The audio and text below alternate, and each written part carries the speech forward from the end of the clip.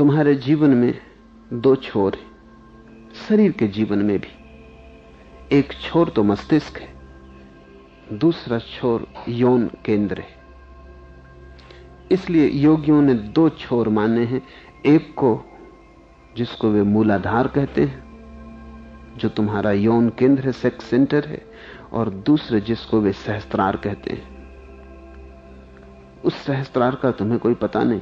रीढ़ के दो छोर हैं, एक काम वासना और एक परमात्मा की प्रतीति, परमात्मा वासना। एक तरफ काम, दूसरी तरफ राम, और इन दोनों के बीच जो प्रवाहित धार है ऊर्जा की, एनर्जी की, उसका नाम सुषुम्ना है। रीढ़ उसकी बाहरी खोल है, जैसे बीज के भीतर वृक्ष छिपा है, बीज बाहरी खोल है। ठीक ऐसे ही जिसको हम रीढ़ कहते हैं, इस रीढ़ के भीतर योगियों की सुषुम्ना छिपी है। और जैसे जैसे तुम जागोगे वैसे वैसे ये ऊर्जा ऊपर की ओर प्रवाहित होती है। जितने तुम सोए रहोगे उतना ये नीचे की ओर प्रवाहित होती है।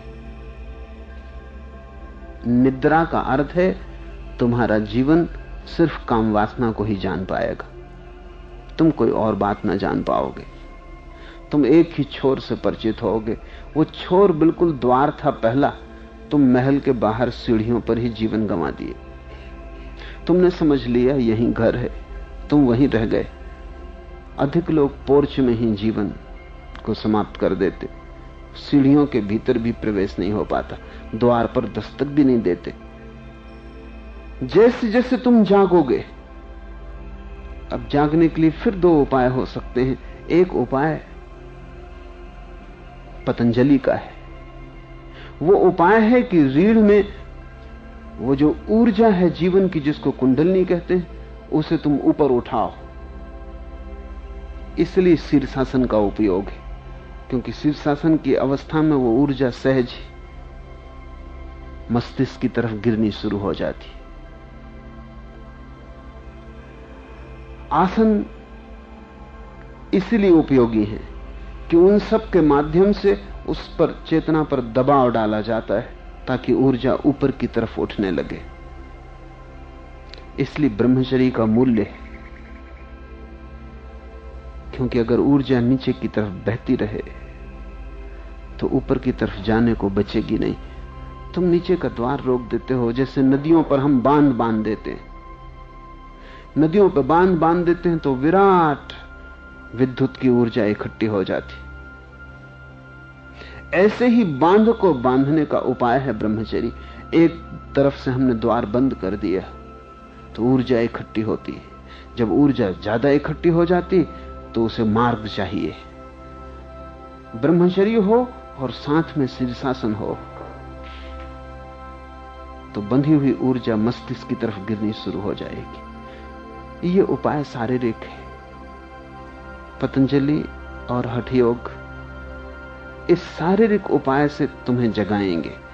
जैसे जैसे तुम्हारी ऊर्जा ऊपर की तरफ बहेगी वैसे वैसे तुम सजग हो जाओगे। दूसरा उपाय कबीर, बुद्ध, उनका है।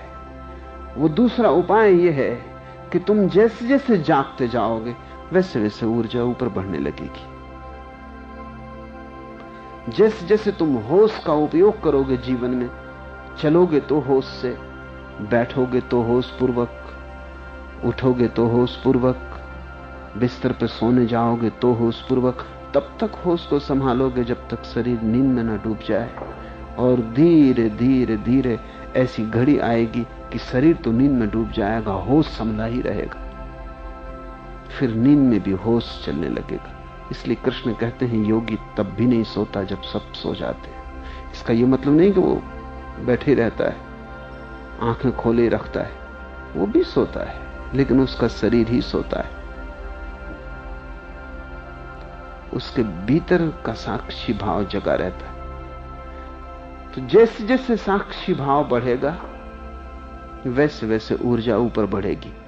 अन्योन्याश्रित है। या तो ऊर्जा को ऊपर ले जाओ तो साक्षी भाव बढ़ेगा, लेकिन ऊर्जा को ऊपर ले जाना अति दुरूह है और उपद्रव का मार्ग है और लंबी साधना चाहिए। और शरीर का लंबा प्रशिक्षण चाहिए, और अति लंबी यात्रा है, एक जीवन में पूरी भी नहीं हो सकती, क्योंकि वो बैलगाड़ी से यात्रा करने जैसा है। इसलिए धीरे धीरे हठयोग प्रयोग के बाहर हो गया, उसकी जगह राजयोग ने जगह ले ली, क्योंकि राजयोग चेतना पर सीधा काम करता है, और चेतना शीघ्रता से गतिमान होती है, क्योंकि कोई शरीर के साधना की जरूरत नहीं है। चेतना की साधना बड़ी सहज है, सिर्फ तुम्हें होश ही साधना है। अगर तुम हठयोग साधना चाहो तो शरीर सर्वांग रूप से स्वस्थ होना चाहिए, जो कि आज मुश्किल है। सर्वांग स्वस्थ शरीर खोजना मुश्किल है, क्योंकि सारी प्रकृति विकृत कर दी गई और सारा प्राकृतिक जीवन अस्त व्यस्त हो गया है। सब अप्राकृतिक है। हवा अप्राकृतिक है जो तुम श्वास से लेते हो। वैज्ञानिकों ने खोजा है कि बंबई, टोक्यो, न्यूयॉर्क की हवा इतनी ज्यादा विषाक्त गैसों से भर गई है कि वे हैरान हैं कि आदमी उस हवा में जिंदा कैसे है। मर जाना चाहिए, लेकिन आदमी समायोजन कर लेता है। हर हालत में अपने को समायोजित कर लेता है। जीने की धारा धीमी हो जाती है, लेकिन मरता नहीं। जीने का ढंग मंदा मंदा हो जाता है, बेहोश बेहोश हो जाता है, लेकिन मरता नहीं।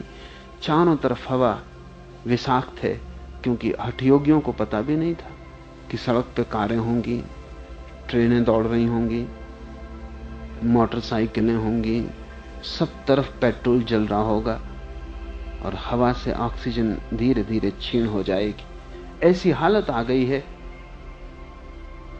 कि जल्दी ही सिर्फ बहुत संपन्न लोग ऑक्सीजन को उपलब्ध कर सकेंगे। इस सदी के पूरे होते होते हर आदमी को अपने चेहरे पर ऑक्सीजन की एक मास्क ओढ़नी पड़ेगी, हर आदमी को। रूस में उन्होंने प्रयोग शुरू कर दिए, अमेरिका में उन्होंने प्रयोग शुरू कर रहे हैं, क्योंकि सदी पूरे होते होते हवा से ऑक्सीजन विदा हो जाएगी।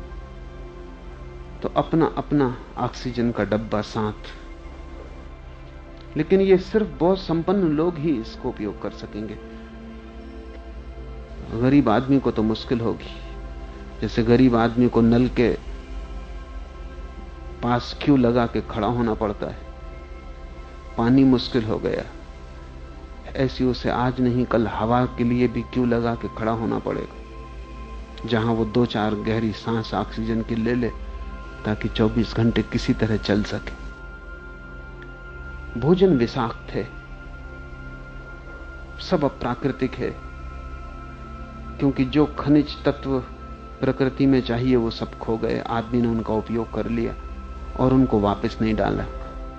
अब जो भी हम फर्टिलाइजर्स डाल रहे हैं वो सब नकली और कृत्रिम और आदमी के बनाए हुए, वो सब भोजन को विषाक्त कर रहे हैं। चारों तरफ अणु के प्रयोग चल रहे हैं सारी दुनिया में, वो सारी हवा को विषाक्त कर रहे हैं। सब जगह रेडियो धर्मी तत्व हर चीज में प्रविष्ट हो गए। कोई भी चीज अब शुद्ध नहीं हो नहीं सकती। ऐसी हालत में हठयोग का तो कोई उपाय नहीं रहा।